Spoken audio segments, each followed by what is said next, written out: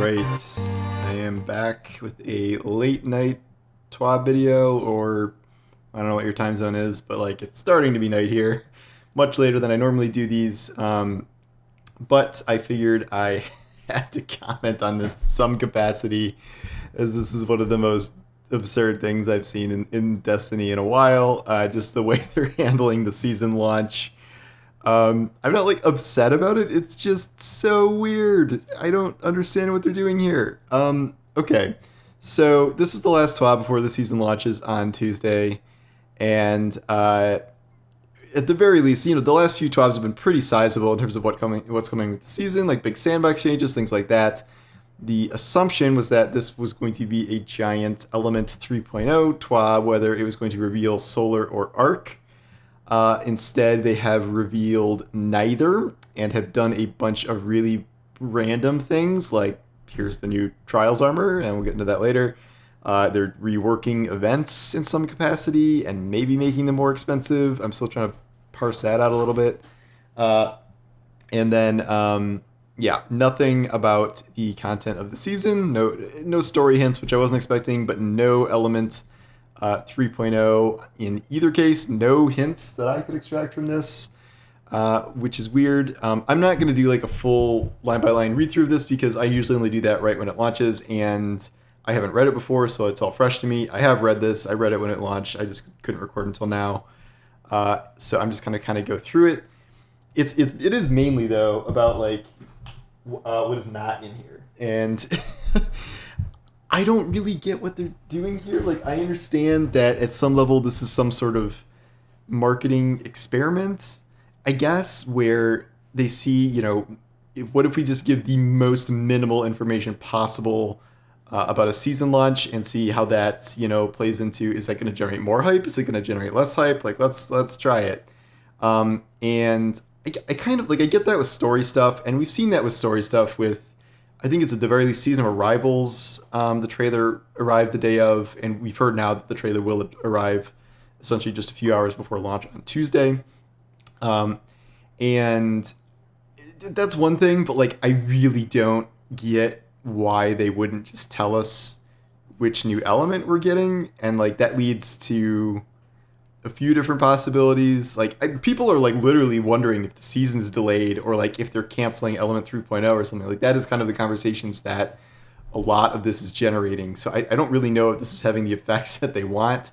I made a joke on Twitter that now, since they weren't telling us which one it was, I am going to just increase my expectations, and hopefully we will get both of those at the same time. We're going to get Arc and Solar 3.0 on Tuesday because, they've made me just increase my expectations. Like, I'm joking, I guess, kind of, but like, it is very strange, and I don't really see the reason to not tell us what the element is, at least, given that we knew about Stasis way before Beyond Light launch. We knew about Void 3.0 months and months and months before it actually arrived. We are literally going to be finding out about the new Element 3.0 the day of, which is going to be very strange.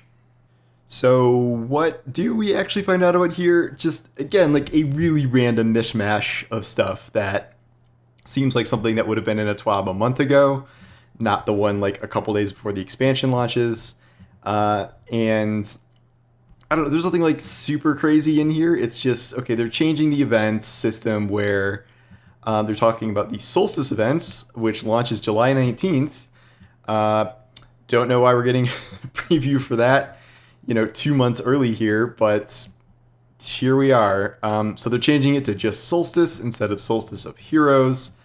And they are also changing the actual event itself in terms of what it actually gives you. Okay, so there are paracausal bonfires where the enemies of Summer Fun, all the enemy types except Scorn apparently, will attempt to crash the party and extinguish the fires. So this will be another type of game in the EAZ. Some are saying, "Oh, fires! This is solar." I'm done. No more hints. I don't think that's a hint. Whatever. Adding floating islands, removing building barriers. So they're changing the map a little bit, but we are still getting the same EAZ map. It's just a twist. It would be kind of weird to just have literally the same EAZ event for, I think that would be year 4. this time you're just upgrading one set of armor as opposed to swapping through a bunch of different sets with different rarities. You can get different rolls and stuff, but it's shared across the drops, and it is tied into a new event challenge system. So now there's something called an event card. It's kind of similar to seasonal challenges, which list a bunch of challenges in a row, which you claim for prizes. This includes event challenges, event seals and titles, and unique event rewards. So the event card is free and can be accessed from EVA, except the difference is that there are some cosmetics tied to upgrading your event card for 1,000 silver, which is about $10.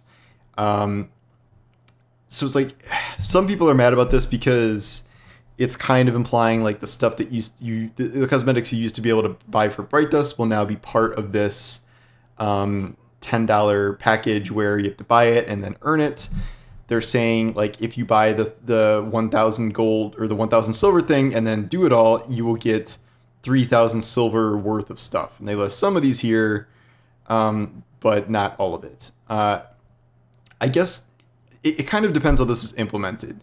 So like there are exclusive event card rewards and you can't just buy those for Bright Dust. That is true. But are they fully replacing all of the event things, or are they just in addition to it? Like have they ramped up their team so they can make more, event cosmetics than they had before? If that's the case, this is probably fine if we're not actively losing access to things. If we are losing access to things, that's not great. And I also have kind of questions about events in general, because events almost always introduce armor sets. So where are the armor sets going to go here? Like, it doesn't seem like the armor sets are in this, $10 pass here. This is like, it's everything but that. It's an exotic emote, a shell, legendary stuff, legendary ghost hologram, exotic ship. Like, if this is what this is, like, I wouldn't do that. But if there's more past this, then maybe. Like, the only thing I really care about cosmetic-wise these days is usually the armor sets. And those are, I don't even remember how much they are. I think they're when they show up in the events, they're like 6,000 Bright Dust, which is not cheap. Or I think they're like $15 a piece in silver. So if that was part of something like this, that would be much more, I would buy that for sure, but that does not seem like that's going to be here. But I get why this just kind of comes across as sort of just a new monetization scheme without really further information. It says, it does seem like it's a replacement. It says, well, those items have traditionally been a part of the Eververse store. With the Solstice events, we will curate a collection of these items as unique rewards. These rewards will only be available. There's a chance they'll be available again via Eververse at a future date. So that leans, like, just the phrasing of that implies to me that probably they want to herd everyone into buying the $10 cosmetic pass. If that is true, if that is actually what this means, I don't think forcing everyone to buy a bundle of stuff, and I think you have to spend, like, it's not even just an instant unlock. Like, you have to earn tickets and stuff through the event to buy the other stuff in the list there. So it's bundling items, like bundling items you don't want, and then possibly replacing a Bright Dust path unless you just wait indefinitely. Like, it says be available again via Eververse at a later date. That would probably be the next time the event rolls around, which seems not great because you have to wait an entire year to see if maybe those come back and maybe they're in the store for Bright Dust or sold separately. I predict some controversy with this when this actually arrives. Again, not sure why we're talking about this 4 days before Giant season launch, when the event is 2 months away. Not exactly the most hype-generating thing for the new season, I would imagine. What is hype-generating? Okay, so yeah, minor changes, strange coin increase, that's good. Power floor cap is only going up by 10, so it's like another pinnacle boost. Good, we're not back to 50. Vault space increase. Vault space has been increased by 100, was 500, now 600.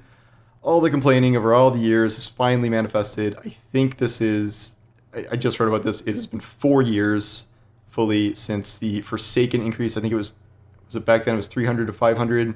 That was Forsaken, and in the 4 years since then, it has been at 500, so now you're getting 100 extra slots. Does not solve all the problems, but that is certainly better than nothing. I know how challenging it is to physically add vault space given the technical constraints, so this is very, very good news. no increase, no holdings are hostage anymore. Jokes that they're increasing scorn crossbow damage. Nope, they're fixing it, so it's not insane anymore. And then we got a tiny amount of dungeon info, really just when the dungeon launches, which is Friday at reset, the first week. It's 1550, so you can probably just jump into it right away. Master difficulty will be live too, but they're not telling us what the requirements are for that for whatever reason. The rewards are actually better than the last dungeon. There are more weapons. There are only 4 weapons in the last dungeon. There are 6 weapons in this dungeon, and 4 of them are brand new, as opposed to the reprisals that we saw in Grasp of Avarice. And then there's an exotic tied to this dungeon, which is not the most surprising, considering we had Gallarhorn tied to the last dungeon, but not every dungeon comes with an exotic, that's for sure. And there's a catalyst in there too. Exotic ship or sparrow. Do they not know which one it is? I don't know. And then the traditional armor set and Artifice versions. Artifice is certainly the best armor in the game right now. Another controversy, this is part of the you must have the digital deluxe edition of the Witch Queen, which was like $100 for pretty much everything in the entire year, all the seasons, but also these 2 dungeons. The problem is if you're just buying these seasons individually, that does not count. You have to either have the digital deluxe edition, which you can buy, it's going to be on sale, or you just want, if you want to buy the dungeons by themselves, they're $20. So $10 a dungeon. So each dungeon costs as much as a season. I think dungeons are great content. I understand personally why that price kind of makes sense to me, and yet it just seems like more splitting the game into piecemeal parts and dividing the player base, because you either have to have this deluxe edition or you're buying something separately from the seasons you also have to be buying. I don't think breaking the game apart like that makes more sense. I would rather see an across-the-board seasonal price increase, even if that is an unpopular opinion. But here we are, and we are selling dungeons separately now. The most fun thing here is the new Trials armor, which is animal themed, sort of. It took me a while. So, like, obviously the monkey is the best one. This is my new NFT profile picture on Twitter. The warlock is supposed to be like a falcon, I've heard. It looks like a sea creature to me, like an angelfish. And then Titans are rams, because that makes sense for Titans headbutting things. And there's a little, I don't know what, hawk ghost thing. And then we get a look at the new Trials fusion and sidearm, which don't look that crazy. They just have trial stamps on them. We'll see how the actual stats perform. Yeah, it's definitely about time for new Trials armor. Seems weird that it doesn't seem like we're getting new Iron Banner armor. I feel like they would have mentioned that. They didn't really mention anything about new Iron Banner awards, but I have to believe some of them are in there. Maybe it'll be a surprise when it hits like everything else in this friggin' season, but who knows. Here's the Feather Sparrow, which is awesome. I actually love this. So that's a cool new Trials Sparrow, and yeah, so that's fun. Besides that, nothing else in here, and the emote that guy made me did not win Movie of the Week, which is sad, but go look on Twitter. That was awesome. I appreciate that. And that is it. So we have a little bit of lore here with the spear. I don't know. Maybe there's some hints in here, but this just seems kind of related to this season. Just some good Kaido quotes. I don't know. So this is your final TWAB before Season of Redacted shifts. Still redacted. Can't even say the name. Like, the only thing I can think of is there is some really huge narrative beat that they just want to keep under wraps. Like, the longer they delay this, though, the more I have to believe that something is going to leak, like something substantial. Whether Bungie publishes something early themselves by accident, whether Xbox or PlayStation puts up a banner on their store, like, something is going to leak. It almost always happens. The only leak we have allegedly heard so far, which I don't know how valid this is or not, spoilers potentially, is the data mine dude said that he found the phrase Season of the Haunting, I don't know, one of those two, on the website, and that is the name of the season. Sounds weird to me, but who knows? We've had some weird season names, I guess, but no plot details. Again, like it seems like they would have to be hiding some crazy narrative beat, like, oh, surprise, we log in and the Leviathan's back and the Leviathan's haunted now, and Callus is here, and like it's this crazy thing. Like the last time we did this, it was literally with Season of Arrivals when the pyramids just like showed up out of nowhere. So like that kind of creates the expectation of something huge like that. And if it's not something huge, just some normal season launch, like I don't know why they hit it this much. Nothing really makes sense to me as to why they needed to hide the armor elements. I'm literally trying to like plan builds ahead of time and like get like solar gear equipped and stuff, just assuming it's solar, just based on the clues they've given so far. But who knows? We could log in day one and it could be arc, it could be solar, it could be both, it could be neither. It can't be neither. They would have had to announce if they were delaying that. But who knows at this point? Again, I don't understand why they're doing that, but here we are. So I'm expecting, I don't think there'll be anything official until Tuesday. I have to believe something's going to leak either over the weekend or on Monday. I'll decide what to do about that when it happens, if I'm going to cover that. Like, this whole situation's been very weird and mildly annoying as a content creator to try to cover this. But we will see like what leaks, how it leaks, what it is, if it's like crazy spoilery or if it's nothing. I don't know. So we will see where we are at over the weekend here. Wait, tomorrow's Friday, so that's not even the weekend yet. So we still have 4 more days and a lot can happen then. But anyway, that is the TWAB that was full of very strange events and trials information and not a whole lot else. But anyway, thanks for watching, and I will talk to you later.